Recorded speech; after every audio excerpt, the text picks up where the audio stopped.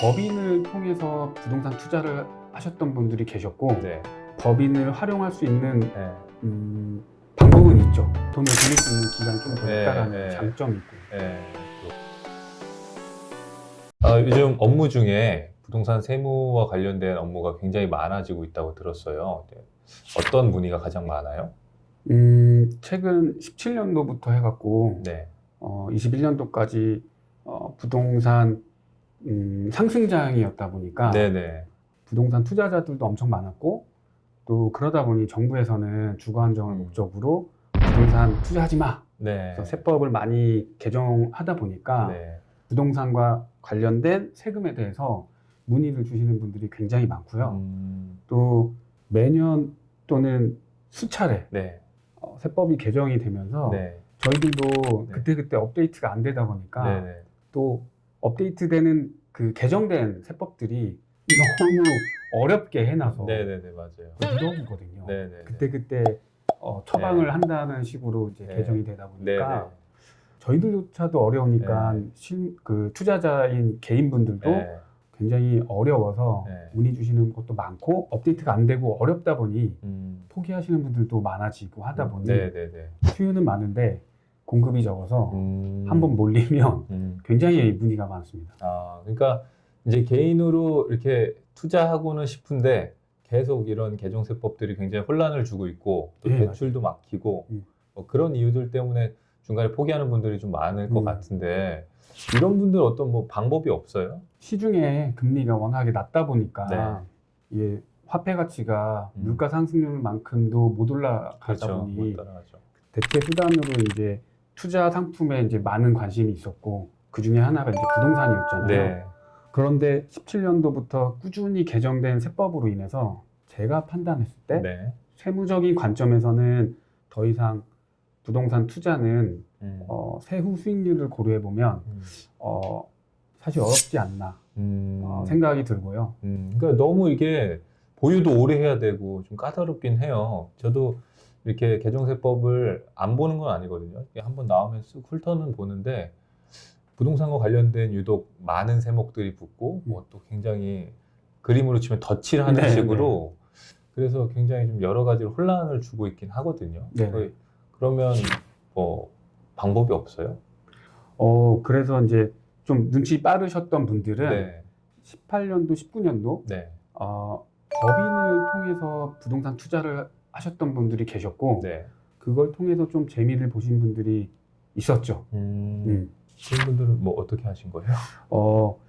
물론 또 그 법인이 엄청 대유행을 타다 보니까 네네. 또 정부에서 세법 개정안을 내놓으면서 네. 법인에 대한 세금 규제들이 또 있었죠. 네네. 그래서 이제 주춤하다가 현재 아파트를 법인으로 네. 부동산 투자하는 건 제 개인적으로 봐도 네. 투자 수익률이 낮다고 판단이 들어요. 네. 그래도 아직 법인을 활용할 수 있는 네. 방법은 있죠. 그래요? 그러니까 개인에 비해 상대적으로 어떤 이점들이 있어요? 법인으로 했을 때. 세금 계산 구조가 좀 다른데 네. 개인의 경우에 양도소득세가 처분하고 나서 네. 2달 안에 신고하고 납부를 해야 되거든요. 네네. 근데 법인은 다음 년도 3월에 법인세 신고할 때 같이 내요. 그러니까 더 길어요, 유예 기간이? 그렇죠. 세금 내는 기간이 네. 개인은 좀 2달인데. 그렇죠. 네. 길다 보니까 네. 그 현금화 시켜서 또 재투자를 해서 기회비용이 더 좀 음, 많아지네요. 돈을 굴릴 수 있는 기간이 좀 더 네, 있다라는 네. 장점이 있고요. 네, 그렇군요. 또 하나는 네. 개인의 경우에 이제 단타 네. 흔히 사가지고 1년 또는 2년 안에 네. 처분했을 때 세법 개정을 통해 가지고 현재는 1년 미만은 70% 네, 그렇죠. 주택에 대해서 네. 그리고 2년 미만은 60%를 내는데 네. 법인은 그 보유에 따른 규제는 없어요. 오늘 사서 오늘 팔아도 정해진 세율이 있기 때문에 그걸로 냅니다. 그러니까 10년을 보유하든 네. 뭐 하루 보유하든 네, 네. 동일한 거예요? 네, 네. 그건 엄청난 장점이네요, 그거는. 단타를 목적으로 하시는 분들은 법인을 활용하는 게 저는 맞다고 생각이 들고요. 그래서 요즘 경매 시장에 네네. 법인으로 치고 들어가서 네. 낙찰 받고 네. 바로 이제 세팅해서 바로 팔수 팔고. 네. 그게 가능하군요. 네네. 그렇게 봤을 땐 개인보다 네. 세부 수익률이 좀 유리하니까. 그러니까 많은 사람들이 생각하기에는 이렇게 법인은 뭐 내 거 같지도 않고 그리고 뭐 이렇게 좀 어려운 또 선입견도 있지 않습니까? 거기에 이렇게 개인용 자산을 그냥 막 사가지고 업무와 무관한 자산을 막 사들이는 게 문제가 될 거라고 생각하는데 임대업이면 그런 게 상관이 없다는 말씀이신 거네요. 법인으로 부동산을 사고 네. 판다라는 게 네. 이게 생소했거든요. 그래서 법인 같은 경우에는 등기부등본상 사업 목적의 뭐 부동산 매매업, 네. 부동산 임대업만 기재가 되어 있으면 네. 법인으로 주거용이든 음. 상업용이든 사고 파는 건 전혀 문제가 없어요. 아, 그렇군요. 듣기에는 그냥 너무 좋기만 한 것 같은데 네. 뭐 다른 주의할 점은 없어요? 일단 내가 법인으로 네. 주택에 대해서 투자를 한다고 했을 때 네. 주의할 점은 결국에는 최대 리스크인 보유세. 네. 법인은 1주택인 경우에 3%를 그냥 내고요. 네. 2주택부터는 6%를 내는데 네. 보유세는 6월 1일 기준으로 부과가 돼요. 네. 네. 그러면 이제 요 날을 기준으로 이제 네. 투자 취득 시기와 양도 시기를 조율해야 되는 아, 그 부분을 좀 고려하셔야 될 거고. 시기도 좀 전략적으로 고려를 해야 되고. 그렇죠. 예. 종부세를 아끼기 위해서. 네. 네. 네. 네. 그래서 취득은 6월 1일 이후에 취득을 하고 네. 처분은 6월 1일 이전에 처분을 해야 종부세를 피해갈 수 있다라는 부분. 아, 예. 그거 좀 주의하셔야 될 것 같고. 네. 처음 법인 설립했을 때 설립할 때 자본금의 규모 네. 이거 너무 적게 자본금 세팅하시면 네. 나중에 은행하고 거래해 있을 때 네. 불이익이 좀 있을 거거든요. 그 부분을 좀 고민해 보셔야 될 거고 자본금에 대한 규모는 그 투자하려는 부동산과 그걸 놓고 전문가하고 상담을 하셔서 설립하시는 게 좋을 것 같고요. 아, 그렇군요.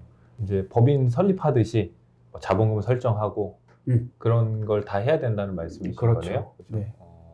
뭔데 자본금은 얼마까지 설정하고 이런 게 있어요? 지금 상법상으로는 100원만 돼도 네. 법인 등기는 나오거든요. 네네. 그렇기 때문에 이제 정해져 있는 뭐 답은 없어요. 지금 법인으로서 투자할 수 있는 부동산을 보면 이제 상업용 시설을 빼놓고 네. 주거용으로 쓸 수 있는 것들에 대해서 보면은 공시가격 1억 원 미만의 비조정 지역의 아파트, 그 다음에 또는 1억 원 미만의 빌라, 네. 뭐 단독주택 이런 거 있을 거고요. 네. 그 다음에 오피스텔, 아, 오피스텔. 예. 네. 그 다음에 생활용 숙박시설. 생숙도 많이 네. 하더라고요. 예. 이런 부분들에 대해서는 아직 뭐 고가는 아니다 보니까 네, 네. 뭐 계약금이나 경매로 입찰할 때 입찰 보증금 정도 낼 수 있는 네. 저는 한 3, 4천 정도를 추천해요. 그래요. 그리고 뭐 금융권에서 바라볼 때도 너무 자본금이 적으면 또 뭐 대출에 대한 규제도 좀 있을 것 같은데. 규제라기보다는 네. 법인의 자산이 너무 없다 보니까 네, 네, 네. 얘가 이걸 갖고 사업을 할 수 있어? 네. 라는 이제 물음표로 시작을 하다 보니까 대출이 안 나올 수도 있고 아니면 대출이 불리할 수 있고. 평가할 때 좀 불리해질 수 있고요. 그렇군요. 다른 거 고려할 건 없어요? 또 설립할 때 초기에 고민해 보셔야 될 거는 네. 법인 본점의 소재지를 어디로 둘 것인가가 또 중요해요. 네네. 수도권에서 설립한 법인이 네. 5년 미만인 영업력을 갖고 있을 때 네. 수도권의 또 다른 부동산을 취득을 하면 네. 취득세 중과에 대한 이슈가 있어요. 예. 보통 8%에서 12% 정도를 내다 보니까 네네. 본점 소재지를 어디로 하느냐가 또 중요해요. 수도권 과밀억제권역 밖에서 네. 설립하는 부분들에 대해서도 네. 전문가하고 꼭 상담을 해보셔야 될 것 같고요. 네. 그 외적으로 또 주주를 어떻게 구성하느냐. 요즘엔 이제 상법 개정을 통해서 10억 원 미만인 자본금 법인은 네. 1인 주주로도 설립이 가능하거든요. 네, 혼자서도 되고요. 네. 예전에는 3인 이상이 필요했었는데 네. 그러다 보니까 단독으로도 설립 가능하고 또 내 자녀를 또 주주로 구성하기도 하고. 그러니까 나중에 이제 좀 물려줄 생각으로. 네. 네. 뭐 이건 또 개인별로 다 상황이 다르기 때문에 그렇죠. 환경에 따라서. 개인 상황을 놓고 전문가하고 상담 받으시는 게 좋을 것 같습니다. 그렇군요. 그러니까 자본금 설정도 어느 정도는 돼야 되고, 그다음에 이제 본점 소재지 아까 말씀하신 거, 그리고 세 번째가 주주 구성도 적절하게 환경에 따라 잘 맞게 해야 된다. 그렇게 말씀해 주신 거네요. 근데 개인 투자자들이 이렇게 투자할 때 대출도 좀 어렵고 뭐 좀 이렇게 1세대 2주택과 관련된 이슈도 있고 그래서 그걸 좀 어려워하시는데 법인 같은 경우는 똑같지 않아요? 지금은 트렌드는 네. 하나의 법인이 하나를 사고 파는 거는 괜찮은 것 같아요. 아, 예, 예. 그래서 내가 투자를 할 게 여러 개다 싶으면 네. 거기에 맞게 법인 설립해서 네. 사고 팔고 하시는 게 맞을 것 같아요. 네. 왜냐하면 제가 봤을 때 네. 세무적인 관점에서 가장 리스크라고 보는 건 네. 종부세거든요. 결국엔 이제 종부세인데 네. 법인은 한 채만 가지고 있어도 3%를 내요. 아, 그래요? 네, 개인의 종부세 계산 구조와는 완전 다르게 네. 그냥 공시가격의 그냥 3%, 아, 두 채부터는 6%거든요. 아, 2배예요? 네, 앞서 말씀드린 것처럼 네네. 6월 1일 기준으로 네. 사고 팔고를 정하셔야 될 거고, 그 다음에 두 채부터 6%라고 말씀드렸잖아요. 네네네. 그러니까 한 채, 법인 하나에 한 네. 채로 네. 사고 팔고, 아, 또 어쩌다가 두 채가 됐을 때는 네네. 고민해 보셔야 되는 거니까 아, 법인으로는 그 부분만 좀 고려하시면 네. 괜찮지 않나. 네. 네, 뭐 금리가 지금 제로 금리인 상태에서 네.